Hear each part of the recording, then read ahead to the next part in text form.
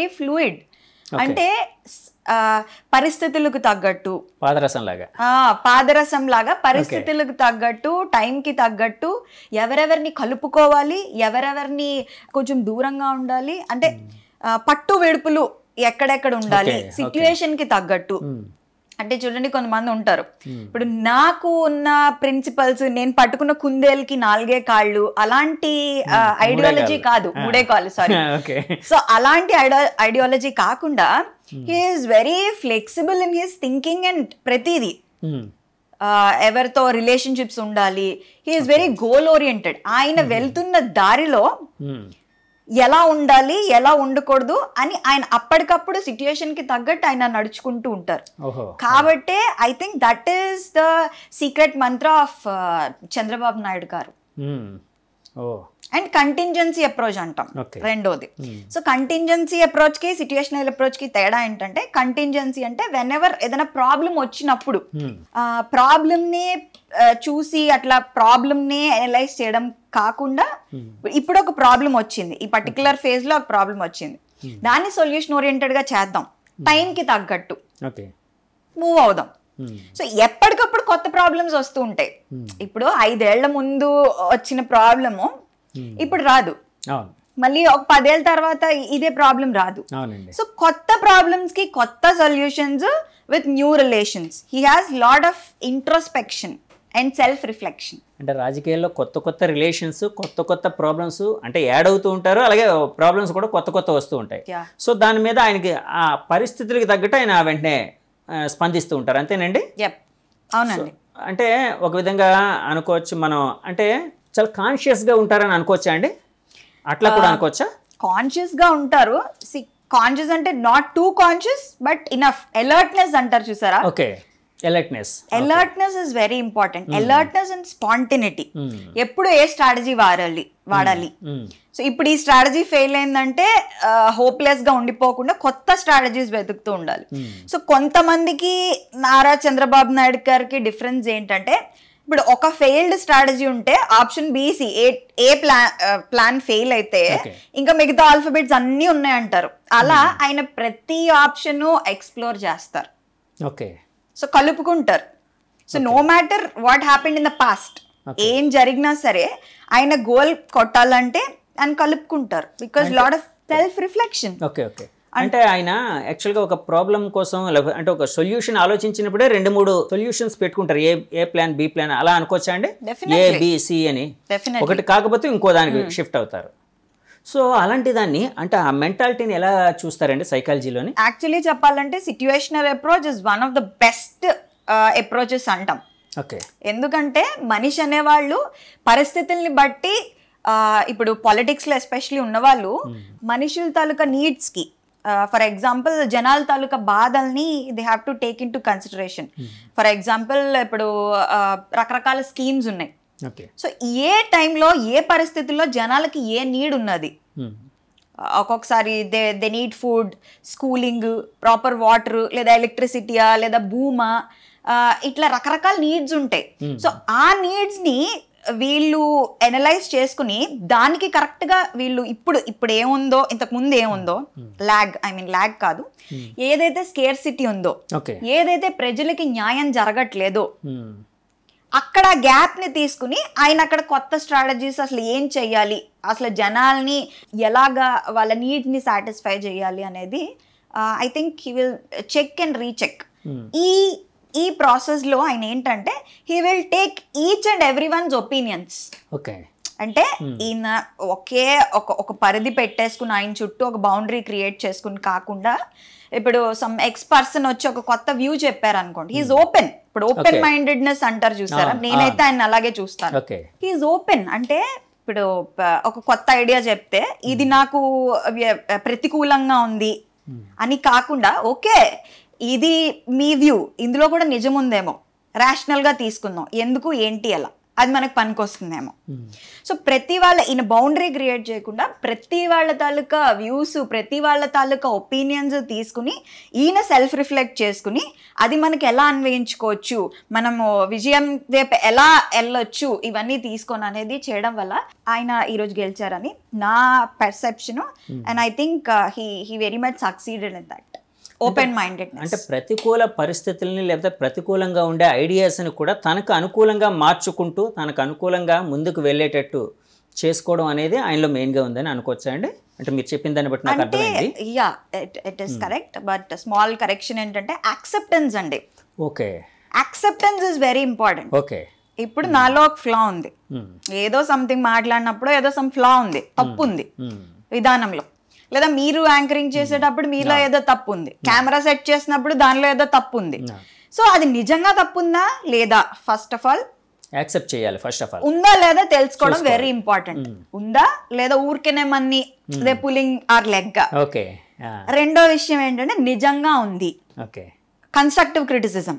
Okay, నిజంగా నాలో తప్పు ఉంది, లేదా నిజంగా మీరు మాట్లాడిన దానిలో ఫాల్ట్ ఉంది, ఏదో కరెక్షన్ కావాలి అనుకున్నప్పుడు అది మీకు మీరు ఇందాక అన్నాను చూసారా, సెల్ఫ్ రిఫ్లెక్షన్, ఇంట్రోస్పెక్షన్. అంటే మనలో మనం వెళ్ళి చూసుకున్నప్పుడు నిజంగా నాలో ఈ క్వాలిటీస్ తప్పు ఉన్నాయి, ఈ తప్పులు చేయకూడదు, నేను మారాలి అనుకున్నప్పుడు నువ్వు తప్పు, ఇది తప్పు అనేది యాక్సెప్టెన్స్ ఉండాలి ఫస్ట్ ఆఫ్ ఆల్ ఎవరికైనా.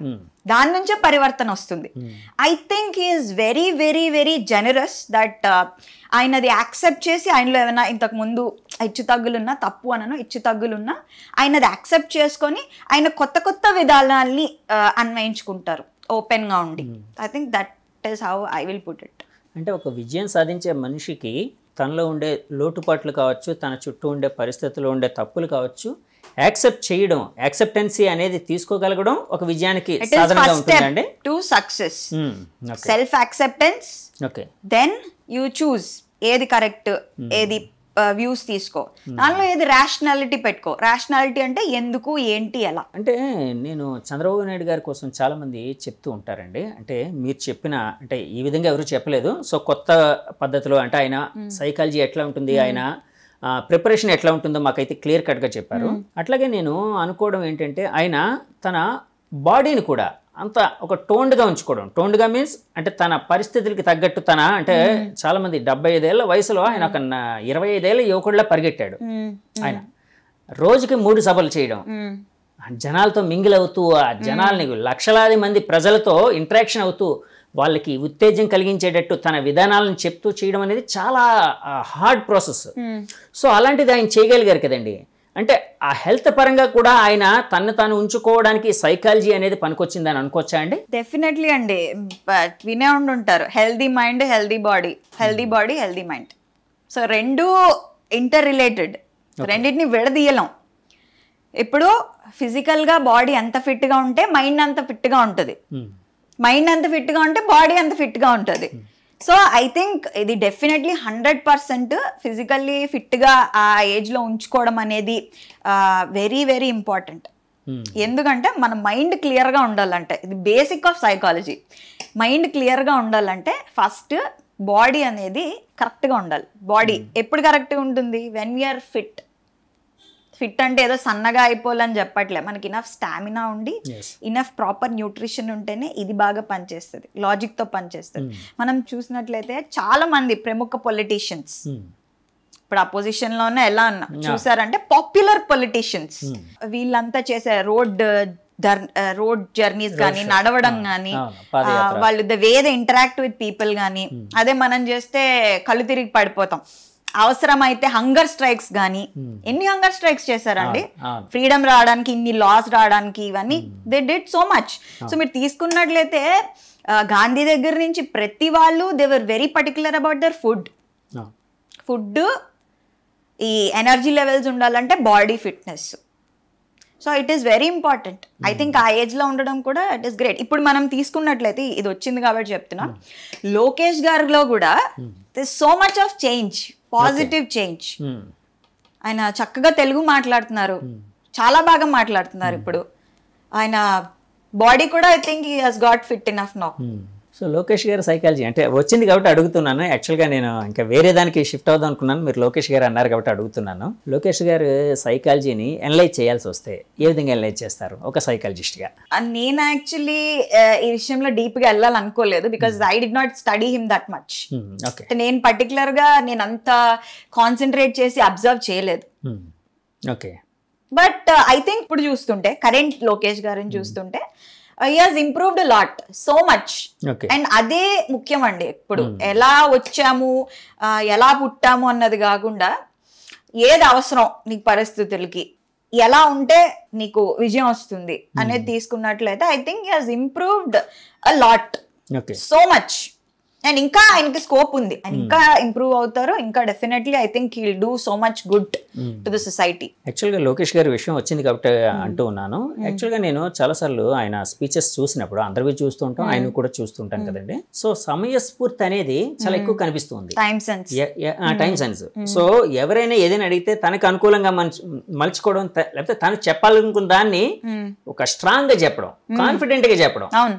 సో ఇది యాక్చువల్గా సైకలాజికల్ గా అంటే ఒక స్ట్రాంగ్ బేస్ ఉండే వాళ్ళకి, లేకపోతే ఒక స్ట్రాంగ్గా అంటే సైకాలజీ ఒక పాజిటివ్ అప్రోచ్ ఉండే వాళ్ళకి ఇది ఉంటుందా అండి? అలా అనుకోవచ్చా? అంటే పాజిటివ్గా ఎప్పుడు సైకలాజికల్గా ఒక పాజిటివిటీ అనే దానికోసం ఆలోచిస్తూ ఉండే వాళ్ళకి ఈ సమయస్ఫూర్తి కూడా అలవడే అవకాశం ఉందని అనుకోవచ్చా? ఇప్పుడు ఎలా అంటే అండి, no person is 100% perfect. Okay. ఇప్పుడు ఎంత 100% పర్ఫెక్ట్ గా ఉన్న వాళ్ళైనా, బట్ అది అలవర్చుకోవాలి.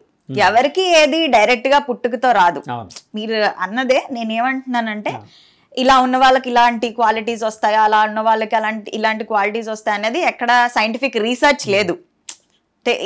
ఈ బ్రెయిన్ సైజ్ ఉన్న వాళ్ళు ఎంత తెలివిగా ఉంటారు, ఈ ఫ్యామిలీలో పుట్టిన వాళ్ళు ఇలా ఉంటారు, అక్కడెక్కడ రీసెర్చ్ లేదు, ఎవిడెన్స్ కూడా లేదు.